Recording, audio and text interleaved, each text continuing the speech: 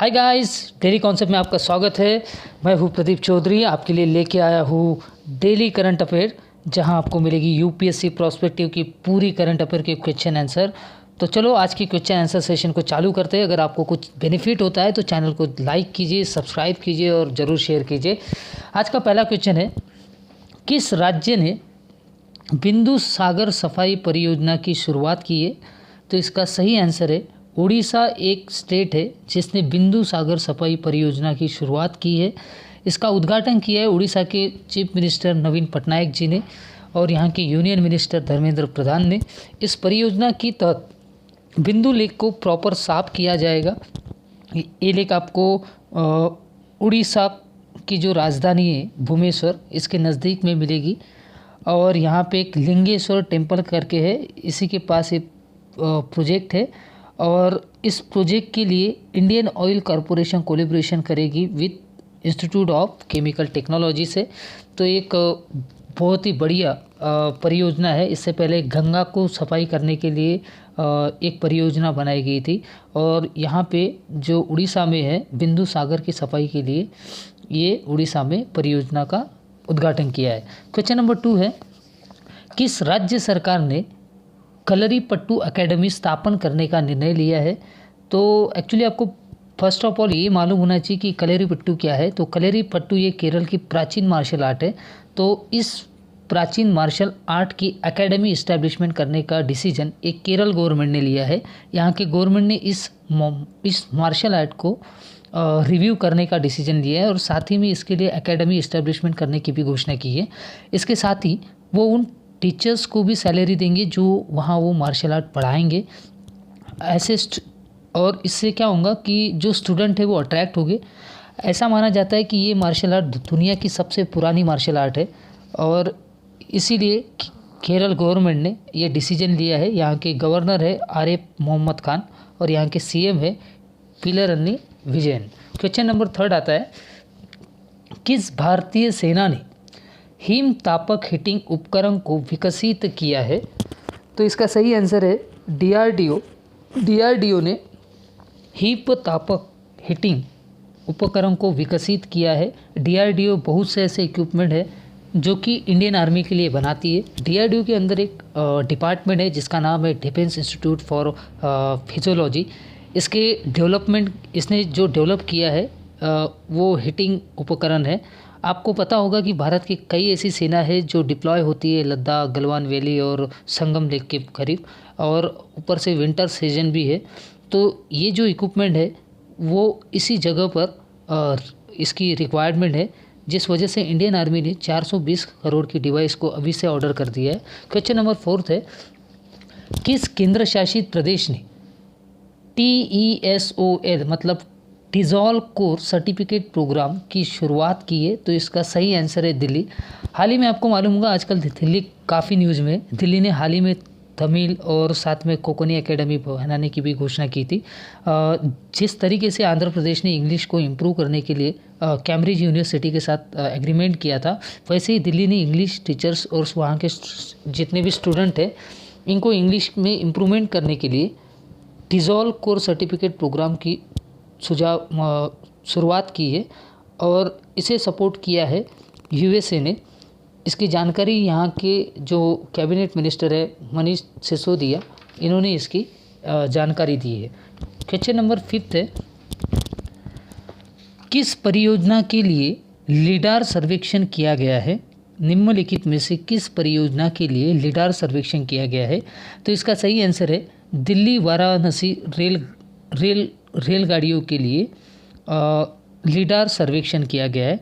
अभी आपको ये मालूम होना चाहिए कि लिडार सर्वेक्षण मतलब क्या होता है, ठीक है। तो लिडार सर्वेक्षण ये होता है, एक एग्जांपल लो कि अगर आपको एक कॉरिडोर बनाना है, चाहे रेलवे के लिए हो, चाहे पुल के लिए हो, चाहे डीआरडीओ के लिए हो, तो उस वक्त उस प्लेस का ग्राउंड परीक्षण किया जाता है। उसे देखा जाता है कि उसके कुछ फ्लोर में कुछ प्रॉब्लम है या नहीं, उसके ज़मीन का परीक्षण किया जाता है और फिर वो बनाया जाता है।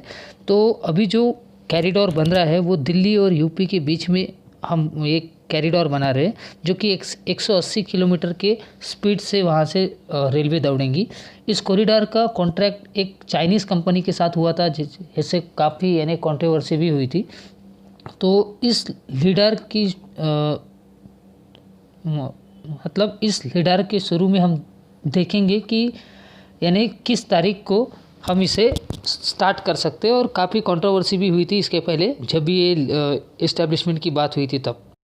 और इस कॉरिडोर को बनाने के लिए हमने काफ़ी बैंकों से भी लोन लिया है, जैसे कि एशियन डेवलपमेंट बैंक हो गया, ब्रिक्स बैंक हो गया, तो ऐसे काफ़ी हमने बैंकों से भी लोन लिए हैं। क्वेश्चन नंबर 6 है, हाल ही में गृह मंत्री अमित शाह के किसके लिए single window clearance system launch किया है? तो गृह मंत्री ने सिंगल विंडो क्लियरेंस सिस्टम ये लॉन्च किया है कोयला खान के लिए, it means the coal mines के लिए किया है। तो कोयला खान आता है कोयला मिनिस्ट्री के अंदर में, और हमारे कोयला मिनिस्टर है श्री प्रहलाद जोशी। ये सिस्टम उन इंडस्ट्री के लिए है जो अपनी खुद की कोल माइंस खोलना चाहते।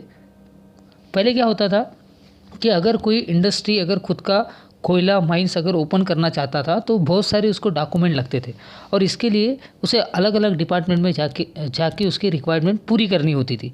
पर अब गवर्नमेंट ने क्या किया है, इसके लिए सिंगल विंडो क्लियरेंस लॉन्च कर दिया है, और जिससे इंडस्ट्रियल को ज़्यादा तकलीफ इससे नहीं होगी। क्वेश्चन नंबर 7 है, भारत में सड़क सुरक्षा सप्ताह हर साल कब मनाया जाता है? तो इसका सही आंसर है 11 जनवरी से लेकर 17 जनवरी को भारत में सड़क सुरक्षा सप्ताह हर साल मनाया जाता है। 2021 में हम 32वीं रोड सेफ्टी वीक को सेलिब्रेट करेंगे। हम इन दिनों में रोड सेफ्टी को ऑब्जर्व करते हैं। इन दिनों में गवर्नमेंट हो गया, सेलिब्रिटी होगी, चाहे फिर वो पुलिस हो गए, ये लोगों को बताती है कि एक आदमी के लिए उसकी सेफ्टी कितनी इम्पोर्टेंट है। हमारे देश में हज़ारों लोग रोड एक्सीडेंट में मतलब मारे जाते, मतलब एक्सीडेंट होता है, इसीलिए सेफ्टी कितनी इम्पोर्टेंट है, ये बातें इसमें डिस्कस की जाती है। ये हम इसलिए भी यानी सेलिब्रेट करते हैं क्योंकि 1988 में हमने पास किया था मोटर व्हीकल एक्ट, और 2019 में हमने मोटर व्हीकल अमेंडमेंट एक्ट भी इस पर यानी पारित किया था, जिस वजह से भारत में सुरक्षा सप्ताह साल ये सेलिब्रेट किया जाता है। इस बार तो रोड सेफ्टी वीक की एक थीम भी है जिसका नाम है safety your self to your family, तो ये इसकी थीम है। और एक बात आपको मालूम होनी चाहिए कि अमेरिका भी हर 2 साल में ग्लोबल रोड सेफ्टी वीक मनाता है। 17 से 23 मई के बीच में ये हर 2 साल में अमेरिका सेफ्टी वीक यानी मनाता है। और इस साल जो अमेरिका की थीम है वो है स्पीड मैनेजमेंट करके। अब आते हैं क्वेश्चन नंबर 8 पे। भारत के अंतर्राष्ट्रीय फिल्म महोत्सव के 51वें संस्करण के लिए किस कंट्री को फोकस किया है? भारत ने अंतर्राष्ट्रीय फिल्म महोत्सव के लिए किस कंट्री को फोकस किया है? तो इसका सही आंसर है बांग्लादेश। तो भारत में जो इंटरनेशनल फिल्म फेस्टिवल जो होता है, इस फेस्टिवल जिस कंट्री को फोकस किया जाता है उनके फिल्म डायरेक्टर को यहाँ पार्टिसिपेट किया जाता है, बुलाया जाता है, और उनकी स्टोरी सुनी जाती है, उनकी फिल्म देखी जाती है। और ये इस बार जो 51वां जो फिल्म महोत्सव है ये कंडक्ट होने वाला है गोवा में, और भारतीय अंतर्राष्ट्रीय फिल्म फेस्टिवल स्थापित किया गया था 1952 में। ठीक है, तो इसके बाद में आएंगे हम क्वेश्चन नंबर 9 के ऊपर। क्वेश्चन नंबर 9 है कि किस सरकारी एजेंसी ने बच्चों के वैज्ञानिक स्वभाव को बढ़ावा देने के लिए अटल टिफरिंग लैब्स को अपनाने का फैसला किया है? तो इसका सही आंसर है इसरो।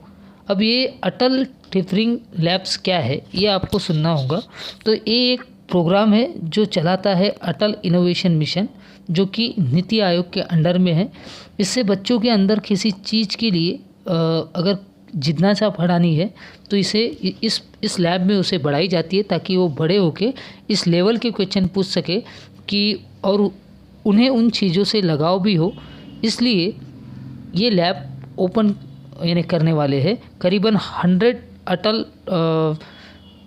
अटल टिफरिंग लैब्स यहाँ ओपन की जाएगी, और इससे यहाँ बच्चों को स्पेस सैटेलाइट रिलेटेड जानकारी भी मिल पाएगी। क्वेश्चन नंबर 10 है, NHPC ने ऊर्जा परियोजना स्थापित करने के लिए किसके साथ हस्ताक्षर किए हैं? तो एनएचपीसी ने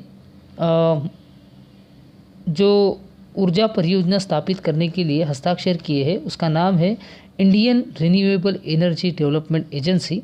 इससे फ्यूचर में भारत की ऊर्जा एनर्जी 7.5 गीगावाट होने की कैपेसिटी इन्होंने बताई है।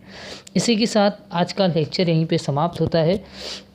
धन्यवाद। आपको अगर वीडियो अच्छा लगे तो लाइक कीजिए, सब्सक्राइबर कीजिए। तब तक के गुड बाय।